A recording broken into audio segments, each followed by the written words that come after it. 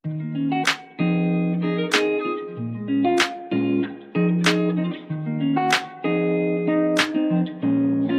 guys! Welcome ulit sa aking channel. So, ngayon ay pag-uusapan natin ang eligibility requirements para ma-monetize tayo sa ating Facebook Reels. Pero bago po yan, please like and share ang ating video and pasubscribe na din po ng ating channel. Thank you! So, kung napansin nyo guys, nagiging trending ngayon ang pagre-reels sa Facebook. Marami ang nagto-turn on ng kanilang mga professional mode sa Facebook kasi pwede tayong kumita dito. Isa ito sa mga legit na pagkakakitaan guys. So, ngayon ay aalamin natin yung mga accepted requirements ni Facebook o ni Meta para maging eligible tayo for monetization. So, alam nyo ba na sa Facebook Reels ay may tatlong paraan para tayo ay kumita o ma-monetize? Isa dito ay ang pagkakaroon ng stars o yung star icon sa bawat mga Reels natin, na kung saan pwede tayong bigyan ng mga content creators ng stars kapag nagustuhan nila ang ating mga video o content na ginagawa. Nandyan din ang ads on Reels at in-stream ads. Meron din po yung bonus program nila, pero isa sa mga requirements guys is you must live in the United States. So, hindi tayo applicable doon. So, umpisahan natin guys. Una nating tatalakayin yung stars. Para magkaroon ng stars, yung mga reels mo, ito yung mga kailangan nating i-consider. Una, you must meet community standards. So, ang community standards, it outlines what is and is not allowed on Facebook. So, dito, tinatalakay kung ano ba yung mga pwede at hindi pwede sa Facebook. So, these policies are based on feedback from our community and the advice of experts in the field such as technology, public safety, and human rights. Community standards are written to ensure that everyone's voice is valued, and Facebook takes great care to craft policies that are inclusive of different views and belief. So next, you must pass and remain compliant with Facebook partner monetization policies and content monetization policies. So, chine-check din yan ni Meta guys.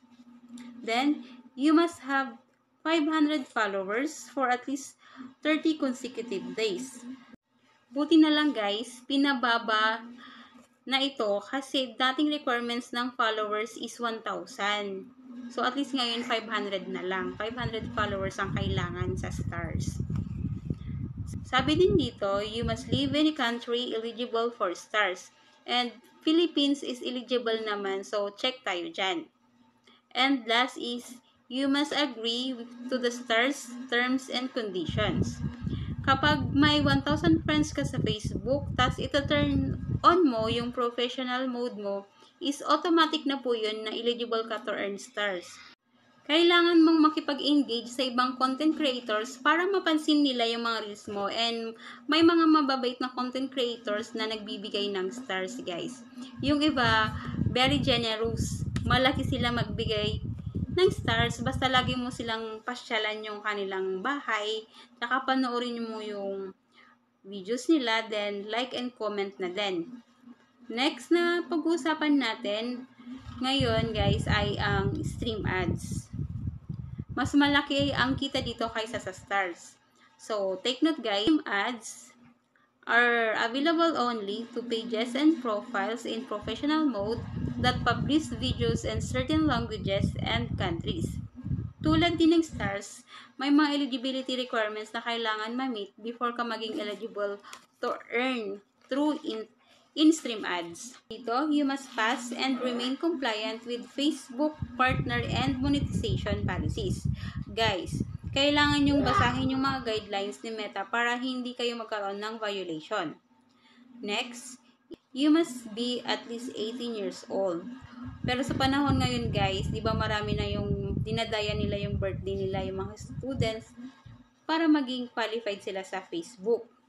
Then, you must live in country that eligible for in-stream ads.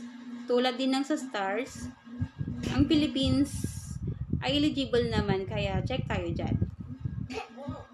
Kailangan mo ding magkaroon ng 5,000 followers and 60,000 minutes and 60,000 total minutes viewed in the last 60 days. This can include on-demand, live, or previously live videos. This doesn't include minutes viewed from cross-pated, boosted, or paid watch time. So, take note guys, madaming mga baguhang content creator ang nagpapaboost para ma-meet nila yung 60 minutes views requirement ni Meta. Pero, sabi dito, it does not include minutes viewed from cross-pated, boosted, or paid watch time. Kaya ingat po tayo sa pagpapaboost. Baka magkaroon po tayo ng violation kay Meta. Ayos lang sigurong magpaboost guys kapag ang target natin is yung mapadami yung ating followers. Pero kapag sa views, medyo hindi po siya counted.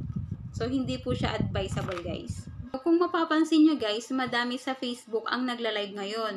Yung iba nagpapalaro, waste nila yun para ma-meet nila yung 60,000 minutes na views.